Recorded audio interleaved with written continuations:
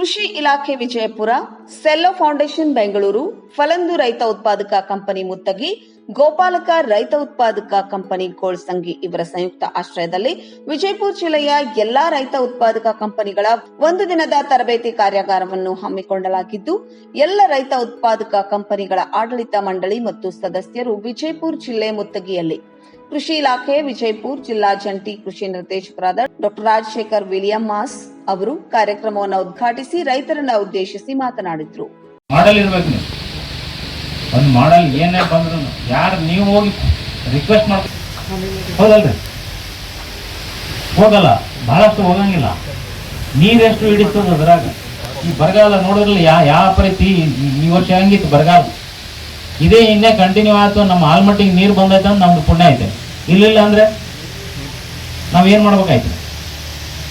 ಇದು as A FPO ನಾ ಏನಂತೀನಿ, strong ಆಗ್ಬೇಕು. ನೀವು ನಿಮ್ಮ ಒಂದು ವಿಲೇಜ್, ನೀವು ಯಾವುದೇ ಪಾರ್ಟಿ ಇರಲಿ, ಫಸ್ಟ್ ನಿಮ್ಮ ವಿಲೇಜನ್ನು ಡೆವಲಪ್ ಮಾಡ್ಬೇಕು.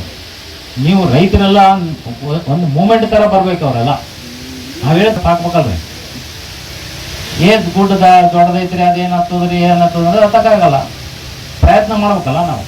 ಸಮಾರಂಭದಲ್ಲಿ ಶ್ರೀ ಬಸವರಾಜ್ ಲಕ್ಕುಂದ್, ತೋಟಗಾರಿಕಾ ಇಲಾಖೆ ತಾಂತ್ರಿಕ ನಿರ್ದೇಶಕರು ಶ್ರೀ ಸುರೇಶ್ ಬಾವಿಕಟ್ಟಿ, ಸಹಾಯಕ ಕೃಷಿ ನಿರ್ದೇಶಕರು ಮುದ್ದೇಬಿಹಾಳ, ಶ್ರೀ ಕಲ್ಲಪ್ಪ ಕೋಡ್ಬಾಗಿ, ಮಾಜಿ ಜಿಲ್ಲಾ ಪಂಚಾಯತ್ ಸದಸ್ಯರು, ಶ್ರೀ ಚಂದ್ರಶೇಖರ್ ಮಾಳಜಿ ಅಧ್ಯಕ್ಷರು, ಫಲಂದು ರೈತ ಉತ್ಪಾದಕ company, Shri Chandrashekhar Madivalar, program manager, Selco foundation ಸೇರಿದಂತೆ ಇನ್ನಿತರರು ಉಪಸ್ಥಿತರಿದ್ದರು.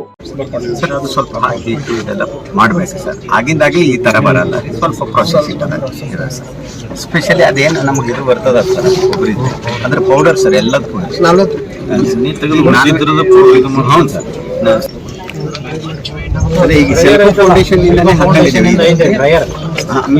ವೀಕ್ಷಕರೇ, ನಮ್ಮ ಸತ್ಯಂ ವಾಹಿನಿಯ ಪ್ರತಿದಿನದ ಅಪ್ಡೇಟ್ ಮಾಹಿತಿಯನ್ನ ತಿಳಿದುಕೊಳ್ಳಲು ಸತ್ಯಂ ಟಿವಿ ಕನ್ನಡ ಯೂಟ್ಯೂಬ್ಗೆ ಸಬ್ಸ್ಕ್ರೈಬ್ ಆಗಿ ಹಾಗೂ ಬೆಲ್ ಐಕಾನ್ ಅನ್ನು ಕ್ಲಿಕ್ ಮಾಡಿ.